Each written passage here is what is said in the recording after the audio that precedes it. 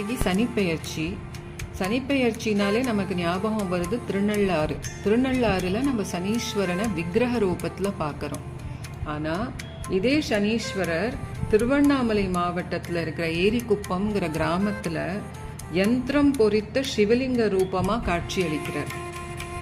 இந்த கோவில்ல சனீஸ்வரர் தான் மூலவர். அவரை தவிர வேற ஒரு கடவுளோட விக்கிரகம் தான் அங்க இருக்கு. அதுதான் வரசித்தி விநாயகர்.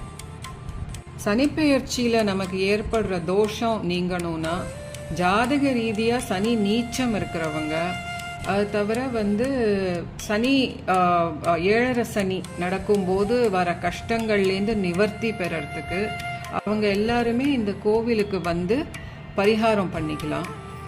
சனிப்பெயர்ச்சியும் போது 5 நாளைக்கு இங்கே விழா நடத்துகிறாங்க. அந்த வேளையில் சனிப்பெயர்ச்சி பரிகார ஹோமம் நடத்தப்படுறது.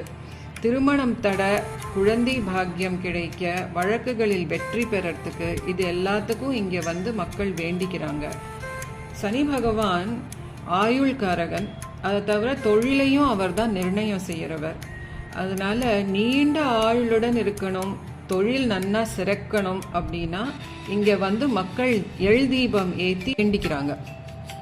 மூலஸ்தானத்தில் ஒரு தாமர பீடத்துக்கு மேலே 2.5 அடி அகலம் 6 அடி உயரத்துக்கு இந்த சனீஸ்வரன் லிங்க ரூபத்தில் அமைந்திருக்கார். சிலையின் சிரசு மேல உச்சியில சிவனுக்கு எப்படி 2 பக்கமும் சூரியன் சந்திரன் இருப்பாரோ அதே மாதிரி இந்த லிங்கத்திலையும் 2 பக்கமும் சூரியன் சந்திரன் இருக்காங்க. நடுவுல சனியோட வாகனமான காகம் இருக்கு. லிங்க பானத்தோட மத்தியில அறுகோண அமைப்பில் உள்ள ஷட்கோண யந்திரம் இருக்கு. இந்த சிலையில நமசிவாய என்கிற சிவ மந்திரமும் பீஜாட்சர மந்திரமும் லக்ஷ்மி கடாட்ச மந்திரங்களும் பொறிக்கப்பட்டிருக்கு. யாருக்கெல்லாம் இப்போ 7.5 சனி நடக்கிறதோ அவங்க இந்த தலத்துக்கு போய் அங்க இந்த 5 நாள்கள்ல ஏதாவது ஒரு நாள் பரிகாரம் செஞ்சுட்டு வந்தா அவங்களோட பிரச்சனைகள் தீர்ந்து ஒரு நல்ல வாழ்க்கை அவங்களுக்கு அமையும். சனியோட அந்த வீரியம் குறைஞ்சு அவங்களோட பிரச்சனைகள்லாம் சரியாகி அவங்களுக்கு ஒரு நல்ல தீர்வு கிடைக்கும்.